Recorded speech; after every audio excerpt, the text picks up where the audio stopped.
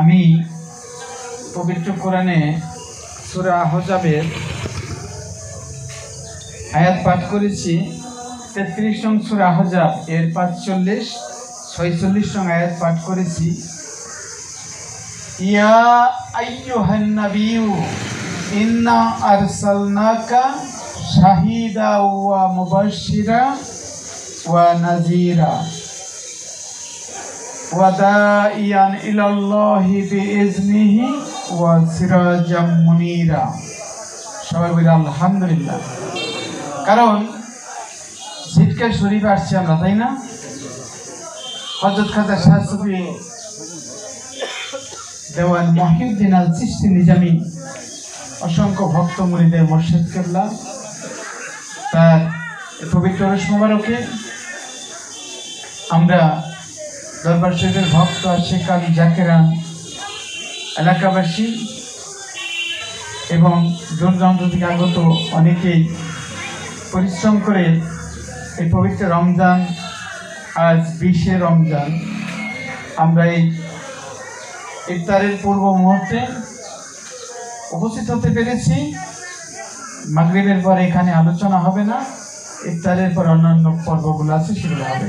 তো আমরা ইদানিং লক্ষ্য করছি, আমি দেখলাম যে নবী বড় না রাসূল বড়, এইটা নিয়ে একটা বিশাল ঝামেলা তৈরি হয়েছে, বুঝছেন?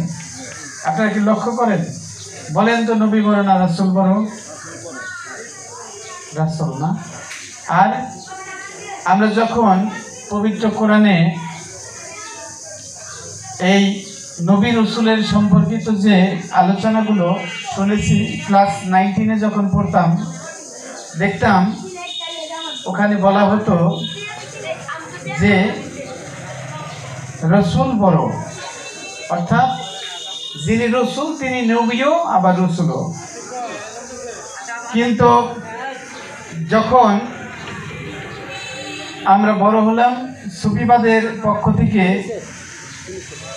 যে আলোচনা শুনছি সেখানে বলা হচ্ছে নবী বড়। খুব খেয়াল করবেন, গুরুত্বপূর্ণ কথা। আমি যে আয়াত পাঠ করেছি কোরআনের, এই আয়াতের ভিতরে তত্ত্ব নিহিত রয়েছে, কিন্তু এটাকে বাছাই করে কেউ বের করতে পারে না। আমি ইতিপূর্বে খাতামান নবীন এই তত্ত্বটাকে নিয়ে আলোচনা করেছিলাম। ইদানিং দেখতে পাচ্ছি সেই খাতামান নবীন এই তত্ত্বটাকে এখন অনেক সুফিরা তাদের আলোচনায় গ্রহণ করেছে। বলেন না সুবহানাল্লাহ। বলতে পারেন তত্ত্বটা কি? অনেকে মনে করেছে খাতামান নবীন মানে হলো নবুয়ত খতম হয়ে গেছে, আর নবীর কর্তৃত্ব নাই, এখন শুধু রিসালাত। আসলে কথাটার অর্থ কি? নবী শব্দের অর্থ কি? নবী মানে হয়তো আরবিকে বলা হয় নাবা মানে খবর, নবী মানে খবরদাতা, এই কথা বলা হয়। আসলে সুফিবাদে তা বলা হয় না। নবী মানে হলো নতুন পয়দা করার শক্তি যার ভিতরে আছে, সে হলো নবী। বলেন না সুবহানাল্লাহ। তাহলে এই নূরে মুহাম্মদী আল্লাহ সর্বপ্রথম তার ইচ্ছা এরাদা হতে নিজেকে জগতে বিকশিত করার জন্য, নিজের পরিচয় ব্যক্ত করার জন্য কি আওয়ালে কি করলো? তার নিজের মুখমণ্ডলের নূর থেকে হাবিবুল্লাহ নূরে মুহাম্মদীকে সৃজন করলো। বলেন না সুবহানাল্লাহ। এই নূরে মুহাম্মদী এইটা হলো নতুন নতুন রূপ দেওয়ার ক্ষমতা প্রাপ্ত হইল। অর্থাৎ নবতী শক্তি মানেই হলো, আপনারা যদি লক্ষ্য করেন, যখন আদম কিসের ভিতরে, মাটি পানির মধ্যে যখন ছিল, আদমকে, আদমের বডিকে সৃষ্টির একটা প্রক্রিয়া চলতেছে, আমাদের নবী বলেন তখনও আমি নবী। বলেন না সুবহানাল্লাহ। তখন কি তিনি রাসূল এই কথা বলছে? তখন তিনি নবী। খুব সূক্ষ্ম মাথা কাটায় কথা বুঝতে হবে। তখনও তিনি নবী। আর ওই নবীর নবুয়তি শক্তিতে, নবুয়তি হরফ দ্বারা আদমের কালেব গঠন করা হয়েছিল। বলে আল্লাহু আকবার। এবং সেই নূর জাতের আমর খাহেশতে রব নিজে কুলির রূহু মিন আমরে রব্বি, রব তার এই আমর খাহেশ হতে রুহুকে প্রজ্বলিত করেছিল, তখনই আদেশ হলো কি, তোমরা সেজদা করো। কার জন্য? লি আদামা, আদমের জন্য। অর্থাৎ আদম পর্যায়ের ব্যক্তির মধ্যে যখন নবুয়তি মোহর অঙ্কিত হইল, অর্থাৎ রেসালাত এবং নবুয়তের ভাগটা বুঝতে হবে এবং খাতামান নবীন বুঝতে হবে। কি বুঝতে হবে? নবুয়ত, রেসালাত আর নবী যে খতম। তাহলে যেই ব্যক্তির ভিতরে সৃষ্টির চক্রের মধ্যে সবকিছুই নবীর নূর থেকে রূপান্তর বিবর্তনশীল, খেয়াল করেন, যে থাকে ভগ্ন ঘরে কারিগরে পেয়ে তারে ভাঙ্গে ঘরে বারে বারে দেয় যাত না। ঘরা মিজার বাদ্য আছে ঠিক রবে ঘর 16 আনা। বলেন না মারহাবা, যেমন কালাম, তাই না?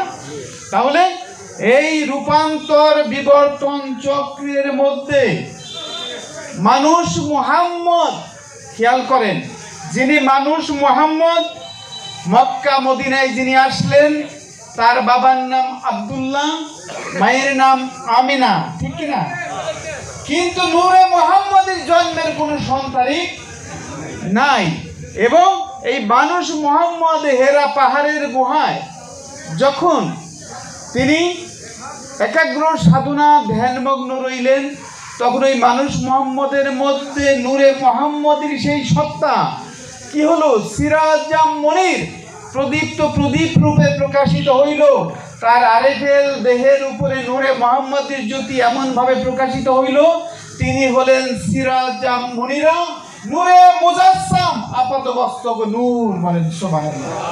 তাহলে এই আপাত মস্তক নূরে পরিপূর্ণ যখন হলেন, তখন তিনি রূপান্তর বিবর্তন এই সমস্ত চক্রের ঊর্ধ্বে উঠে আসলেন, অর্থাৎ বাঁকা প্রাপ্ত, চিরস্থায়িত্ব প্রাপ্ত।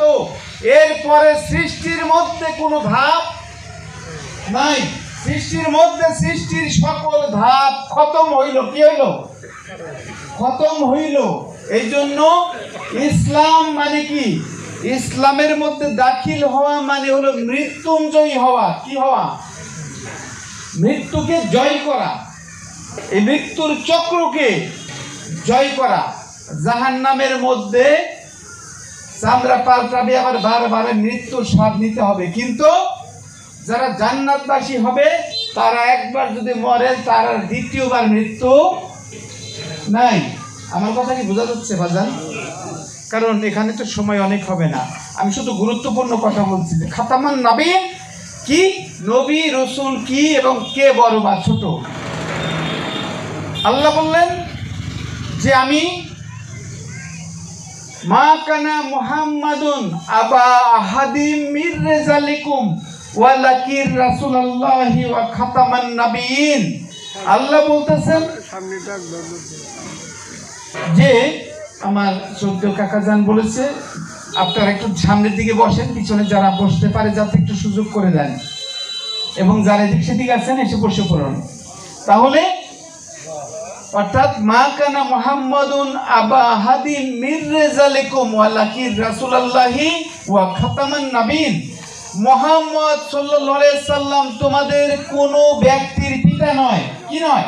খেয়াল করেন, কোরআন বলতেছে মুহাম্মদ তোমাদের কোনো ব্যক্তির পিতা নয়। রিজাল, রিজাল শব্দটাকে কেউ বলেছে পুরুষের পিতা নয়, আসলে তা নয়। তিনি কোনো ব্যক্তির পিতা নয়, হয় নারী হোক পুরুষ, হোক স্ত্রী সন্তান, কন্যা সন্তান অথবা পুরুষ সন্তান, তিনি কারোরই পিতা নন। আর যদি বাহ্যিকভাবে দেখেন, তার কন্যা ফাতিমা সাইয়েদাতুন নিসা, ঠিক কিনা, যেটা মানুষ মুহাম্মদের মধ্যে আসলো, তার ছেলে ইব্রাহিম, তৈয়ব, তাহির, এগুলো জানেন তো আপনারা, শিশুকালে যারা মারা গেল, তাহলে তিনি ছেলেরও পিতা মেয়েরও পিতা। কিন্তু কোরআন বলতেছে মুহাম্মদ কোন মানুষের পিতা নয়, কোন মুহাম্মদ কোন মানুষের পিতা নয়। যেই মুহাম্মদী সত্তা, যেই মুহাম্মদী সত্তা জন্ম নেয় না, কি করে? জন্ম নেয় নাই, জন্ম দেয়ও নাই, অর্থাৎ তাকে খালাক করা হয়েছে। আল্লাহর জাতি নূর, তার মুখমণ্ডলে নূর, হাদিস মতে যা পাই আর কি, সেখান থেকে খালাক মানে হলো একটা অবস্থায় থেকে আরেকটা অবস্থায় রূপান্তর করা মাত্র। যেমন খালাকাল ইনসান মিন তিন, আমি 3 থেকে ইনসানের গঠন করলাম। তাহলে একটা ছিল ওইখান থেকে আল্লাহর জাতি নূর হতে নূরে মুহাম্মাদি আগমন করেছে, ঠিক কিনা? দলিল মোতাবেক তিনি হলেন সিরাজাম মুনিরা। তাহলে এই নবীর যে প্রদীপ্ত প্রদীপ, তিনি যখনই বিবর্তন রূপান্তরের ধাপ শেষ, সেইখানে নবুয়তি খতম। বুঝা যাচ্ছে? এখন আমি মুক্তির দরজা হাসিল করতে পারলাম না, আমি জাহান্নামী হইলাম, তাহলে আমার জন্য খাতামান নাবিন, আমি মুখটা যতই বলি বলার কোনো মানে, বুঝছেন আমার কথা? অর্থাৎ নবুয়ত খতম কোথায়? যেখানে গেলে আর করে মন তাড়াতাড়ি কায়েমি করবারি, আর কতকাল থাকবি রে সারা বাড়ি, তোমার সাধন সিদ্ধি যোগ বলে ঘর কেন পাকা করো না। তাহলে দেওয়ান বাবা ঘর পাকা করতে বলতেছে, অর্থাৎ যেই ঘর পাকা হয়ে গেল ওইটা খাতামান নবীন খতমে নবুয়ত, সেই কেবল মানে, নচেত অন্যরা যদিও মুখে বলে প্রকৃত মানা হয় না। যা হোক, তাহলে নবী বলো না রাসূল বলো?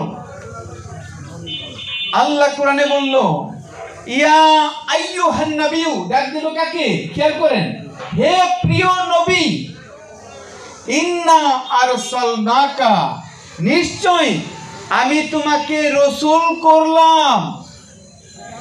কাকে রাসূল করলো? নবীকে। আমার কথা স্পষ্ট হচ্ছে? ইয়া আইয়ুহান নবিয়্যু ইন্না আরসালনাকা, তোমাকে রাসূল করে কি করলাম? রাসূল মানে হলো প্রেরিত পুরুষ বা প্রেরণ করলাম। কিসের জন্য প্রেরণ করলাম? শাহিদা ওয়া মুবাশশিরা ওয়া নাযীরা। শাহিদা মানে যাতে তুমি সাক্ষী হইতে পারো। নবী আমাদের জন্য সাক্ষী, ঠিক কিনা? যার যার পীর মুর্শিদ তার তার জন্য সাক্ষী, ঠিক কিনা? যার যার পীর মুর্শিদ তার তার ইমাম, ঠিক কিনা? প্রত্যেকে তার ইমাম সহ উঠবে, ঠিক কিনা? সূরা বনী ইসরাঈল পড়েন, অনেক ব্যাখ্যা করতে পারবেন, আয়াতে ব্যাখ্যা করতে গেলে ওখানে বলা হয়েছে প্রত্যেককে তার ইমাম সহ ডাকা হবে। আর যেই ব্যক্তি ইহুদ জগতে ইমাম, চক্ষুওয়ালা ইমাম, খাতামান নবীন, খতমে নবুয়ত, এই পর্যন্ত পৌঁছানো ইমাম ব্যতীত অন্যের আনুগত্য করলে আপনি মুক্তির দরজা লাভ করতে পারবেন না। এই জন্যে কি হবেন? ইমাম যদি অন্ধ হয়, মান কানা ফি হাজিহি আমা ফাহুয়া ফিল আখিরাতে আমা ওয়া আদাল্লু সাবিলা। এই ইহকালে অন্ধ, পরকালে অন্ধ হয়ে উঠতে হবে। এই জন্য আমরা যে ইমাম নির্বাচন করেছি আল্লাহর ওলি, বলেন আল্লাহু আকবার, কারণ আমরা সঠিক পথে আছি, ঠিক কিনা? কারণ আমরা যদি আমলে কম হয়, হাসুরের ময়দানে মোরা বাবাজির পিছনে খাড়া গো, ঠিক কিনা? দেওয়ান বাবা বলছে না, অনেকে কয় পীর বাবাই কি করব, পীর বাবাই কি উপকার করবো। কে বলছে? যা করার আপনার পীর করবে। ইহকালের চলার ব্যবস্থা, পরকালের মুক্তির ব্যবস্থা, এটা মুর্শিদ পীর সেই করবে, নচেত অন্য কেউ করতে পারবে না, কারণ সেই আপনার ইমাম। এই জন্য ইমাম হলো যার যার মুর্শিদ। এখন কানা মৌলবীর যদি আপনি ইমাম নির্বাচন করেন, ওই মৌলবীরই তো খবর নাই। আপনি নামাজ পড়লে, রোজা থাকলে জান্নাতে যাইতে পারবেন, এরকম একটা আয়াত দেখাইতে পারবেন। কিন্তু আপনি যদি দুইটা শর্ত, ইয়া আইয়ুহাল্লাযীনা আমানু ওয়া আমিলুস সালিহাত, অর্থাৎ যারা ঈমান এনেছে, শিষ্য হয়েছে, আমানু মানে যে মুরিদ হয়েছে কেবল, আর আমলে সালেহা, এই আমলে সালেহার ভিতরে আপনার বিভিন্ন ইবাদত বন্দেগী পড়ে, বুঝছেন? কিন্তু এই আমলে সালেহা কাকে বলা হয়? সৎকর্ম। এর দ্বারা আল্লাহ বলতেছে তোমাদের জন্য আমি জান্নাত নির্দিষ্ট করে দিলাম। কোরআনে দেখবেন ইয়া আইয়াতুহান নাফসুল মুতমাইন্না, ডাক দিছে কারে? হে নফসে মুতমাইন্না, নাকি আমারাকে বলছে? নফসে মুতমাইন্না, ইরজি, রাজি খুশি হয়ে যাও, ইলা রাব্বিকি রাদিয়াতাম মারদিয়া ফাদখুলি ফি ইবাদি ওয়াদখুলি জান্নাতি। আল্লাহু আকবার। নফসে মুতমাইন্নাকে ডাকছে। এই জন্য নফসে মুতমাইন্নার অধিকারী না হইতে পারলে জান্নাত নসিব হবে না। এই জন্য নফসে মুতমাইন্না কাকে বলে, নফসে আম্মারা কাকে বলে, নফসে লওয়ামা কাকে বলে, নফসে মুলহেমা কাকে বলে, নফসে রহমানি কাকে বলে, এগুলো আমাদের জিকির শরীফ শিক্ষা দেওয়া হয়, ঠিক কিনা ও বাজান? তাহলে যে কথা বলতেছিলাম, আল্লাহ বলে ইয়া আইয়ুহান নাবিয়্যু ইন্না আরসালনাকা, তোমাকে প্রেরণ করলাম শাহিদা, সাক্ষী রূপে, ওয়া মুবাশশিরা, তুমি বাশিরা শব্দের অর্থ সুসংবাদদাতা। আমাদের মুর্শিদ এই নূর নবীর নুরি ওই প্রদীপ থেকে প্রদীপ্ত কিনা? তাহলে ওই প্রদীপের আলো তার ভিতরে আছে বিদায় ওই ভিতরে বাহিরে নবীর পরিচিতি, ওই রসুলের পরিচিতি কামেল আল্লাহর ওলির মধ্যে আছে, তাই না বাজান? এই জন্য ভাইরা বাবাজিরা, তাহলে ওয়া নাজিরা, নাজিরা মানে প্রত্যক্ষণকারী। আপনার আমল ভালো মন্দ দেখার অধিকার কার আছে? ওই নবী যিনি রসুল রূপে প্রেরিত হয়েছে, খেয়াল করেন, সেই নবী যিনি রসুল রূপে প্রেরিত হয়েছে। তাহলে আমরা স্পষ্টভাবে বুঝতে পারবো, আপনি যদি নবীকে দেখতে চান, প্রকৃতপক্ষে নবীকে দেখা সহজ নয়। আরবের বহু মানুষ আমাদের রাসূলুল্লাহ সাল্লাল্লাহু আলাইহি সাল্লামের দিকে তাকায় থাকছে না? আল্লাহ বলছে তারা আপনাকে নবীকে দেখে নাই। কারণ কি? অর্থাৎ নবীকে দেখার জন্য সাধনা করতে হয়। নবী যদি নূর হয় আর রসুল হলো আরেফে ওজুদে প্রেরিত একটা দৃশ্যমান দেহ, বলেন সুবহানাল্লাহ। অর্থাৎ এই আরেফেল ওজুদের মধ্যে ওয়াজিবেল ওজুদ, নূরি ওজুদ দুয়ে মিলে একাকার। নবী ছাড়া রাসূল নয়, রাসূল ছাড়া নবী নাই, ঠিক কি না? বুঝা যাচ্ছে? এই আরেফেল ওজুদ ছাড়া ওয়াজিবেল ওজুদ থাকতে পারে না। আবার ওয়াজিব থাকতে পারে না বলা যায় না, মানে প্রকাশিত হইতে পারে না, থাকতে পারে কিন্তু গুপ্ত অবস্থায়। প্রকাশ হইতে গেলে তার এই আরেফেল প্রকাশিত একটা দেহ দরকার। ফুলের মধ্যে ফুলের ঘ্রাণ থাকে না বাজান? চিনির মধ্যে মিষ্টি আছে, মিষ্টি দেখা যায়? চিনি দেখা যায়, মিষ্টি দেখা ওইটা খাইলে স্বাদে অনুভূতিতে বোঝা যায়, তাই না বাজান? আমি কি বোঝাতে চাচ্ছি? অর্থাৎ তদ্রূপ ভাবে আমাদের সাথে প্রেরিত ওই মহাপুরুষ গুরু মুর্শিদ, তারা রেসালাতি শক্তি নিয়ে ওই নবীর ধারক বাহক, তাদের মধ্যে নূর নবীর নূরি ওজুদ বিদ্যমান। বোঝা যাচ্ছে? অর্থাৎ যিনি রসুল তার মধ্যেই নবী গোপন হয়ে আছে। এই আমাদের মাঝে দৃশ্যমান রসুলের খেদমত করার মধ্য দিয়ে ওই নূরি নূর নবীর আবির্ভাব ঘটানো সম্ভব, নচেত নবীর পরিচয় পাওয়া যাবে না। এই জন্য নবী বড় না রসুল বড়, এইটা নিয়ে আমি ভাবতে দেখলাম। আইসা বলেন তো, গাছ বড় না বিচি বড়? কে বলতে পারবেন? গাছ বড় না? একজন বলছি বিচি বড়। দারুণ, কারণ এইটা নির্ধারণ করা খুবই মুশকিল। তবে ওই বিচি থেকে গাছের আবির্ভাব হয়েছে। একটা বটের ছোট্ট একটা বীজের ভিতরে পরিপূর্ণ একটা বট বৃক্ষ গোপন আছে, তাই না? তাইতে আল্লাহর ওলি আহমদ কাউসার আলী জিন্দা রহমতুল্লাহ আলী বলেছে, গাছ হইতে বিচি হয়, বিচি হইতে গাছ, কারে নকল বলি কারে বলি খাস।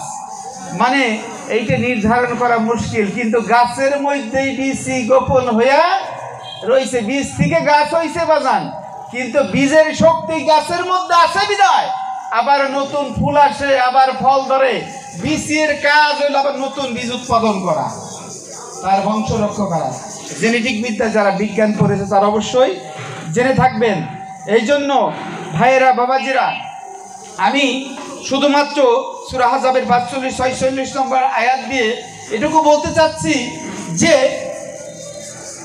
খতম মানে হলো যেইখানে রূপান্তর বিবর্তন সৃষ্টির, এরপর আর কোনো সৃষ্টির ধাপ নাই, ওর কোনো সৃষ্টি নাই। খতমান নবী, মোহরাঙ্কিত করা হইল, পরিপূর্ণতা দান করা হইল। তিনি এই মহাবিশ্বের মধ্যে এইরকম একজন নবীর নাম হলো মা কানা মুহাম্মাদুন আবা হাদিম মির রিজালিকুম ওয়ালাকিন রাসূলুল্লাহি ওয়া খাতামান নবিয়্যিন। দেখেন এখন আসেন সূরা কাউসারের ভিতরে, ইন্না আতাইনা কাল কাউসার, আপনাকে আতা করা হইল, দান করা হইল কি কাউসার। কিসের জন্য? ফাসাল্লি লি রাব্বিকা ওয়ানহার, রবের জন্য সালাত করুন। লি মানে জন্য, সালাত করুন। ওয়ানহার এবং নহর প্রবাহিত করুন, একে তাফসিরে বলেছে যে কুরবানি করুন। যাই হোক, তাহলে এখানে শেষের আয়াতটা কি? ইন্না শানিয়াকা ওয়াল আবতার, বলেন আল্লাহু আকবার। এখানে এসে কি বললো আবার? হে নবী, কাফের মুশরিকরা বলে যে আপনি নিঃসন্তান, আবতার মানে নির্বংশ। নবী আপনি নির্বংশ নন, আপনার এই নূরি সন্তান চিরকাল আছে, থাকবে।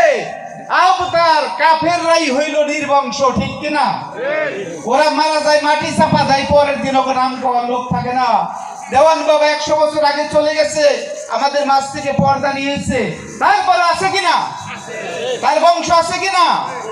এই নূরি সন্তানের বংশ, এইটা নফসানি বংশ নয়, নফসের মাধ্যমে জন্ম দেওয়া বংশ নয়। এইটা হলো আল্লাহর ওলিগণের নূরি সন্তান, নবী রাসূলের নূরি সন্তান, তারা আছে, থাকবে চিরকাল, ঠিক কিনা? এই বংশ আল্লাহর ওলির বংশ আছে, থাকবে। এই জন্য তাদেরই বংশ আছে, তারা নির্বংশ নয়। একমাত্র নির্বংশ হলো কাফের মুশরিক মুনাফিক, তারা। বোঝা যাচ্ছে? যদিও তার কোনো সন্তান নাই, আয়াতে বললেন না, তার কোনো মেয়ে নাই, ছেলে নাই, ওই নূর নবীর কোনো সন্তানাদি নাই, তিনি কারো বাবা নন। আবার তিনি আবুল আরওয়া, রূহের পিতা। এই জন্য ভাইয়েরা, বাবাজি, আমি কি কোরআনের বাইরে বলছি? এই জন্য কথাটাকে বুঝতে হবে। কারণ হলো এই খাতামান নবীন মানে সৃষ্টির চক্রের শেষ অবস্থা, আর রেসালাত আর নবুয়ত। বুঝা গেল? রেসালাতি শক্তি কি? সিফাত মণ্ডিত, এই 5 জাত 7 সিফাত দ্বারা প্রলম্বিত, 7 5 12 একটা দেহ, যিনি মানুষকে বুঝাইতে পারেন, যিনি এই নবুয়ত রেসালাতের মাধ্যমে তিনি নবুয়তি পরিচয় দান করতে পারেন, রসুল। বোঝা যাচ্ছে? অর্থাৎ এই রসুল হয়ে আসলেন কে? নবী। ইয়া আইয়ুহান নাবিয়্যু ইন্না আরসালনাকা শাহিদাও ওয়া মুবাশশিরা ওয়া নাযীরা, অর্থাৎ হে নবী, আপনাকে রসুল রূপে প্রেরণ করলাম। কাকে? নবীকে। তাই নবী আদিতে ছিল, কিন্তু আসলেন হলো রসুল রূপে। এই জন্য লালনের একটা গান মনে পড়ে গেল, কায়া থাকলে ছায়া দেখি, ছায়া নাই যার লাশরিকি, লালন বলে তার হাকিকি, বলিতে আমি ডরাই, ওই মদিনায় রাসূল নামে কে এলো ভাই। রাসূল নামে কে এলো? অর্থাৎ ছায়া কায়া, নবী হলো কায়া, রসুল হলো এই কায়ার ছায়া। যে ছায়া কায়া এক হয়ে এক হইছে বাজান, তার এই সূর্যের আলো দিয়ে কোনো ছায়া পড়তে পারে না। আমরা তো বাজার বস্তুবাদী মানুষ, আমাদের ছায়া আছে, কিন্তু ওই নূর নবীর কোনো ছায়া নাই। আছে? নাই তো। এইটা নিজেই ছায়া।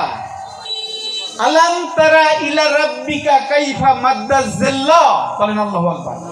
আল্লাহ কোরআনে বললেন, দেখো আমি ছায়াকে কিভাবে, ইলা রাব্বিকা, রবের দিকে কিভাবে প্রলম্বিত করেছি। এই ছায়া কি? মাওলানা জালালউদ্দিন রুমি বলছেন, কাইফা মাদ্দাজ্জিল্লা নকশে আউলিয়া, বলেন আল্লাহু আকবার। এই আউলিয়ার নকশাই হলো আল্লাহর ছায়া। যদি কেউ আল্লাহকে দেখতে চায়, আল্লাহর পরিচয় লাভ করতে চায়, তাহলে একটা ওলিয়া উলিয়া পীর মুর্শিদের নকশার মধ্যে আসতে হবে। এই জন্য আপনারা যে ছায়া আমরা মনে করি যে সূর্যতে যে ছায়া পড়ছে, এই ছায়া দিয়ে আল্লাহরে পাওয়া যাবে না। আল্লাহর দিকে ছায়া হলো আল্লাহর ওলি। সিদকাতুল্লাহি ওয়া মা নাহসানু মিনাল্লাহি সিদকা, যারা আল্লাহর রঙে রঞ্জিত হয়ে গেছে। ফিতরাতিল্লাহিল্লাতি ফাতারান নাস আলাইহা, যার স্বভাব আল্লাহর স্বভাব দ্বারা বিচূর্ণিত হয়েছে, নতুন করে আল্লাহর স্বভাব দ্বারা গঠিত হয়েছে, ওই ব্যক্তির কাজকর্ম আল্লাহ বলছেন ওয়ামা রামাইতা ইজ রামাইতা ওয়ালাকিন্নাল্লাহ রামা। বলেন আল্লাহু আকবার। নবী, তুমি ওই ধুলি নিক্ষেপ করো নাই, ওইটা আমি নিক্ষেপ করেছি। কোরআনে বলেছে, হে নবী, তোমার হাতে যারা বায়াত হইল, তোমার হাতে বায়াত হয় নাই, তারা আমি আল্লাহর হাতে বায়াত হয়েছে। তার মানে কি? এই কথার অর্থ হলো যে আল্লাহর হয়ে গেল, ওই ব্যক্তি আল্লাহর হেফাজতে গেল, ওই ব্যক্তিকে দেখলে আল্লাহকে দেখার বাকি থাকে না। এই জন্য এক জামানা সহবতে বাউলিয়া বেহতর সাদ সালতাত বেরিয়া, মুহূর্তকাল অলির দিকে চাইয়া থাকলে রিয়া শূন্য 100 বছর ইবাদতের চাইতে উত্তম। বলি সুবহানাল্লাহ। এই জন্য আমরা জগতে এসেছি মূর্খের মতো বাঁচার জন্য নয়, পশুর মতো শুধু খাবো, সন্তান জন্ম দিব, সম্পদ একবার বিশাল একটা পুঁজি পাহাড় বানায় চলে যাব, কোনো লাভ হবে না। দরবারের জন্য কাজ করতে হবে, তরিকতের জন্য কাজ করতে হবে। আমি যদি মুক্তির পথে অগ্রসর হতে পারি, ভবিষ্যৎ প্রজন্ম যেন এই মুক্তির মিশনে আসতে পারে, নিজের সন্তান, নিজের আওলাদ, নিজের বংশকে এই ধারায় রেখে যেতে হবে। বাজার বর্তমান জামানায় এত ফিতনা ফাসাদ, এত ঝামেলা শুরু হয়েছে, বর্তমান জামানায় ঈমান ধরে রাখা খুবই মুশকিল। ওহাবি মৌলবীর বক্তব্য শুনলে দেখবেন যে আপনার সাধারণ লোকের ঈমান অনেকে নড়বড় হয়ে যায়। কয় সাবধান, পীরের পায়ের কাছেও যাবেন না, শিরক হয়ে যাবে, আপনি মুশরিক হয়ে যাবেন। সামা গজল শুনবেন না। আমার ওখানে ওদিন আমারে শুধুমাত্র আমাকে শোনানোর জন্য আমার বাড়ির পাশে মৌলবীর বাড়িতে এক ওয়াজ মাহফিল আয়োজন দিয়েছিল, 1.5 ঘন্টার আলোচনায় যত মানে এর মধ্যে একটা কোরআনের আয়াত পেলাম না, শুধু আল্লাহর ওলিদের বদনাম, পীর মুর্শিদের বদনাম, এবং কি এই কথাও তারা বলার সাহস করে যারা সামা গজল করে তারা শিরকি কাজ করে। বাজান খাজা মঈনুদ্দিন চিশতি আজমিরি রহমাতুল্লাহ সামা গজল ক্ষুধাদত্তমূলক প্রেমোদ্দীপক গান গজল শ্রবণ করে কি উনি মুশরিক হয়েছিলেন? বলেন না নাউজুবিল্লাহ। সাবধান মৌলবী, তুমি যে মসজিদে বসে ওয়াজ করো, যেইখানে বসে খুতবা পড়ো, যেই মিনারে, সেই মিনারে বসে আল্লাহর ওলির বিরুদ্ধে কথা বলা তোমার কলিজা কাঁপা দরকার। কারণ এই উপমহাদেশে মসজিদের আল্লাহর ওলিগণ, খাজা মঈনুদ্দিন চিশতি, শাহজালাল মুজাররদ ইয়ামানি, যত আল্লাহর ওলি, ঠিক কিনা? তোমার কলিজা কাঁপে না তুমি আল্লাহর ওলির বিপক্ষে তার মিনারের মধ্যে বসে কথা বলো? তাই তো কবি নজরুল আফসোস করে বলেছিল, কোথায় চেঙ্গিস, কোথায় কালাবাহার, ওই মসজিদ ধুলার ঘরে কে কবাট লাগায়, কে দেয় সেখানে তালা, চালা হাতুড়ি শাবল চালা। ওই ঘর খোলা রবে সকল মানুষের জন্য। আগে মসজিদে বসে মানব মুক্তির জন্য ধ্যান, মোরাকাবা, মহানবীর হেরা পাহাড়ের শিক্ষা দেওয়া হতো আল্লাহর ওলির জামানায়। আর বর্তমান জামানায় এসে আল্লাহর ওলির বিপক্ষে ওই মসজিদের মিম্বরে বসে, অনেক মসজিদ, সব জায়গায় না, সব আলেম নাম সবাইকে ভালোভাবে বলছি না, বেশিরভাগ বর্তমানে ওখানে আল্লাহর ওলির বিপক্ষে গীবত করে কিনা? যখন কথা বলি অনেক মাহফিলে, বড় বড় জায়গায় অনেক মুফতি মাওলানা বসে থাকে, চুপচাপ চাইটা লাগিয়ে বসে থাকে, এর মতো কিচ্ছু বলে না। যখন চলে যাই পরে খুব বদনাম করা শুরু করে। মৌলবী, তোমার ক্ষমতা থাকলে কথা বলো। কারণ ইসলাম প্রতিষ্ঠিত হয়েছে মহানবীর পরে, আহলে বায়াতের প্রেমিক আল্লাহর ওলিদের মাধ্যমে, ঠিক কিনা? লক্ষ লক্ষ মানুষ ইসলাম কবুল করেছে কোনো রক্তক্ষয়ের মাধ্যমে নয়, শুধুমাত্র আল্লাহর ওলির আত্মার শক্তির কাছে, তাই না বাজান? রুহের শক্তির কাছে। আর মৌলবী, তোমার মধ্যে রুহের পরিচয় জাগে নাই, তোমার সাথে অনেক পশুর সাথেও কোরআনে কিন্তু বলেছে আনাম, মানে পশুদের সাথে তুলনা করছে, ওই আয়াতগুলো আমি বলতে চাই না। তাহলে ওই মৌলবীদেরকে পশুর সাথেও তুলনা করা হয়েছে। খাতামাল্লাহু আলা কুলুবিহিম ওয়া আলা সামিহিম ওয়া আলা আবসারিহিম। আল্লাহ বলে ওর কান আছে, ওর কানকে আমি খতম করে দিয়েছি, কলবকে খতম করে দিয়েছি, ওর দেখার শক্তিকে খতম করে, সব দেখে শুনে, কিন্তু হৃদয় আছে, এইগুলা হৃদয়ঙ্গম করে না। বাজান, এই ঘর একটা মজলিস আমার আহ্বান, আমরা এমন একটা দরবার শরীফে আসতে পেরেছি, যেইখানে রূহ নফসের স্পষ্ট ধারণা দেওয়া হয়, ঠিক কিনা? এই জন্য আমরা এই যে আজকে সিয়াম কি? রোজা। হ্যাঁ, রোজা বলতে পারে। রোজা হইল ফার্সি শব্দ, বুঝছেন? কোরআনের শব্দ নয়। নামাজ হলো ফার্সি শব্দ, কোরআনের শব্দ নয়। পীর হলো ফার্সি শব্দ, কোরআনের শব্দ নয়। কোরআনের শব্দ হলো এই নামাজের আরবি হলো সালাত, এই রোজার আরবি হলো সওম, বুঝছেন? এই পীরের আরবি হলো মুর্শিদ অথবা কুনু মা সাদিকিন, সাদিক সত্যবাদী। তো এই রকম মানুষের সঙ্গী আল্লাহ হতে বলেছে। এই জন্য ভাইয়েরা, বাবাজিরা, যেদিন মুর্শিদের কাছে গেছি, শেষ কথার দিকে, যেদিন মুর্শিদের কাছে গেছি, তার হাতে হাত রেখে তার চেহারা মোবারকের দিকে তাকিয়ে তওবা করেছি, সেদিন আমার হৃদয়াকাশে রমজানের চাঁদ একটা সুতার খেয়ের মতো এক সময় দেখা যায়, এক সময় দেখা যায়, এইরকম উদয় হয়েছে, ঠিক কিনা? যেই ব্যক্তির মুর্শিদ নাই, যেই ব্যক্তি গুরুর কাছে যায় নাই, ওর তো রমজানের চাঁদই উঠে নাই, আমার রোজা রাখবে কি? রমজানের চাঁদ উদয় হইল, ও ধীরে ধীরে সাধনার দ্বারা সংযম শুরু করলো। মুর্শিদ বলেছে, বাবা মিথ্যা কথা বলিও না, হারাম খাইও না, পর স্ত্রীর দিকে নজর দিও না, চুরি করিও না, সন্তানের মাথায় হাত দিয়ে কিরা কসম করিও না, এগুলো আল্লাহর সম্পদ, এদিকে তুমি তাকাও না, তোমার মুর্শিদের দেওয়া বিধানের বাইরে চলিও না, তোমার অঙ্গ প্রত্যঙ্গকে চালাইও না। আমার সংযম শুরু হয়েছে কিনা? আপনারা কি আমার কথা বুঝেন নাকি? হ্যাঁ, ধন্যবাদ। তাহলে চাঁদ উঠছে যার, ওর রোজা শুরু হয়েছে, তাই না? রোজা শুরু হওয়ার পরে যখন পূর্ণ চন্দ্র হইল, সেদিন আপনার ভিতরে মাওলা আলীর ইলমের দরজা খুলে যাবে। ওই দরজাতে প্রবেশ করলে আপনি নূরে মুহাম্মদীর একটা নূরি জগতে অবগাহন করতে পারবেন। এই জন্য বলেছে, আমার আলী ইলমের শহর, আমি সেইটা, আমার আলী ইলমের একটা সুরক্ষিত দরজা, আমি হলাম একটা সুরক্ষিত নগরী। নূর নবীর নূরের নগরীতে এই আলী চন্দ্রের উদয় হওয়া ব্যতীত প্রবেশ করা সম্ভব নয়। এর মধ্যে যেদিন আপনি বেজোর হইবেন, বেজোর রাত আসলে আপনার কদর আসবে। ইন্না আনজালনাহু ফি লাইলাতুল কদর। কথা কি বুঝেন? অর্থাৎ বেজোর হওয়াটা কি? জোর রাইতে হইতে পারলো না। অনেকে খুঁজছে, 21 রোজা, 23 রোজা, 25 রোজা, 27 রোজা আছে না?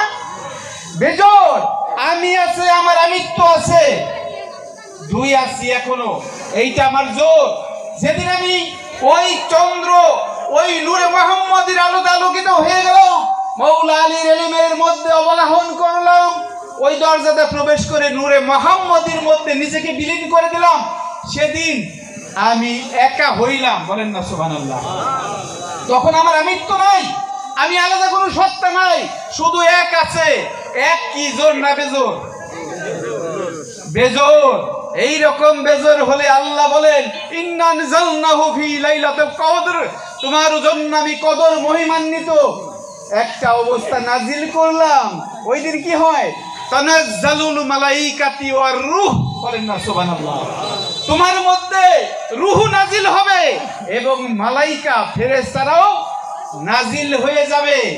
এই কথা যে কত রহস্যপূর্ণ, আমরা না বুঝার কারণে শরীয়তি মৌলবীকে কতগুলো কথা শুই না, বেরির মতো নিজেরা পিছনে শুধু নিজের জীবন কাটাই গেলাম। আপনারা মন খারাপ করলেন। ধর্ম ইসলাম এমন একটা বাস্তবতার নিরিখে আপনাকে যদি কোনো কামেল মোর্শেদ চোখে আঙ্গুল দিয়ে দেখায় দেয়, কারে সবে কদর কয়, কারে সবে বরাত কয়, কারে কোরআন নাজিল হওয়া বলে, কারে রূহ নাজিল হওয়া বলে, কারে ফেরেশতা নাজিল হওয়া বলে, কোন ব্যক্তির মধ্যে যদি রূহ এবং ফেরেশতা নাজিল হয়ে যায়, আপনার দেখা কি আর আপনার থাকে? আপনার শোনা কি আর আপনার থাকে? আপনার কথা বলা কি আর আপনার থাকে?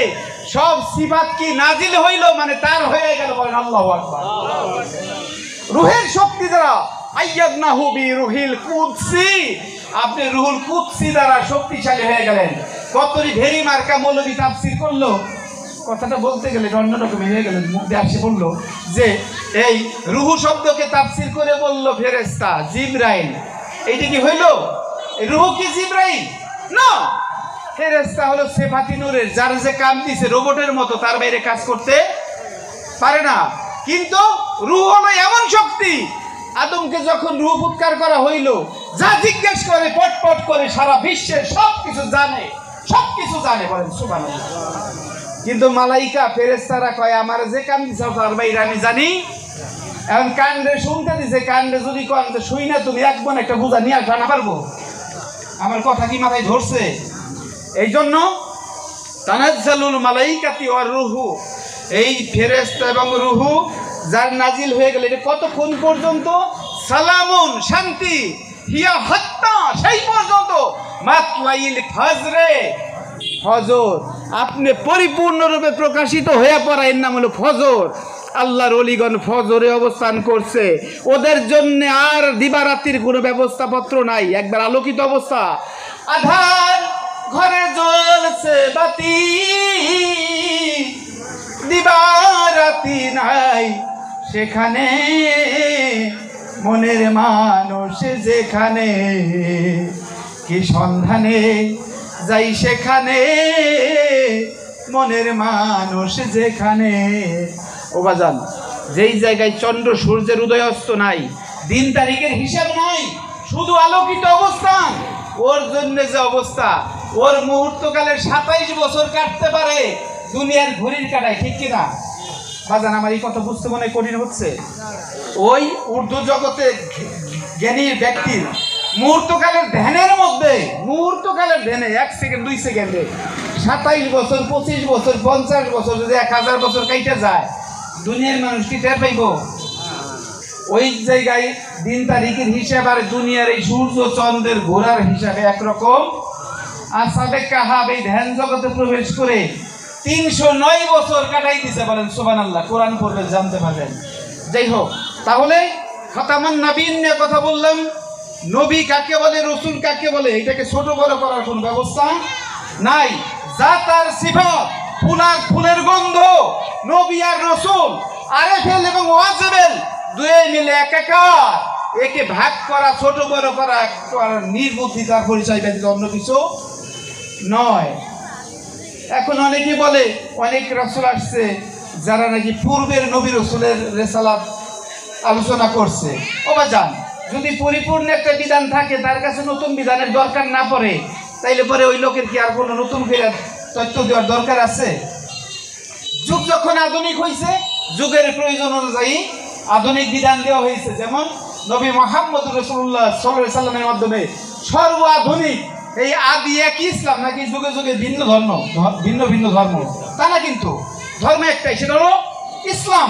এই একই ইসলাম নবী মুহাম্মদ রাসূলুল্লাহ সাল্লাল্লাহু আলাইহি সাল্লামের মধ্য দিয়ে এইটা হলো পরিপূর্ণতা লাভ করলো। আল্লাহর ওলিদের মধ্য দিয়ে পরিপূর্ণ ধর্মের ব্যাখ্যা বিশ্লেষণের মধ্য দিয়ে চিরকাল সুদূর প্রসারীভাবে দিন চলতে থাকবে, তাই না বাজান? এই জন্য আল্লাহর ওলিগণ বেলায়েতের জামানায় নবী রসুলের কাজ করে যাচ্ছেন। কার কাজ? নবী রসুলের কাজ আল্লাহর ওলিগণ বেলায়েতের জামানায় করে যাচ্ছে। যেই ব্যক্তির সেজরা নাই, সিলসিলা নাই, স্বপ্নে মুরিদ হইছে, স্বপ্নে খেলাবত পাইছে, ওই ব্যক্তির কথা শুনে মুরিদ হওয়া যাবে না। স্পষ্ট কথা।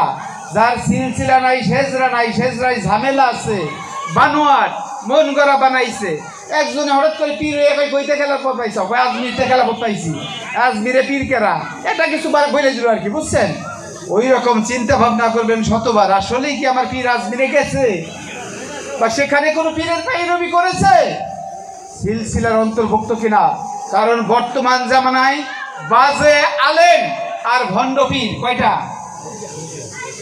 বাজে আলেম আর ভণ্ড পীর, এইটা হলো মানব মুক্তি পথের মূল বাধা। কিছু কিছু পীর তত্ত্ব নাই, মানব মুক্তির শিক্ষা নাই, ধ্যান শিক্ষা নাই, কোনো তার সব তত্ত্ব ভক্তকে বুঝাইতে পারে না, কোনো সেজরা নাই, সিলসিলা নাই, পীর হয়ে গেল। আবার অনেক ভণ্ড আলেম অনেক আরবি জানে, কিন্তু আল্লাহর ওলির বিরুদ্ধে কথা বললো, এই দুইটাই বাটপার, ঠিক কিনা? যাই হোক, আর বেশি কথা বলবো না। আল্লাহুম্মা সাল্লি আলা সাইয়্যিদিনা লানা মুহাম্মাদ।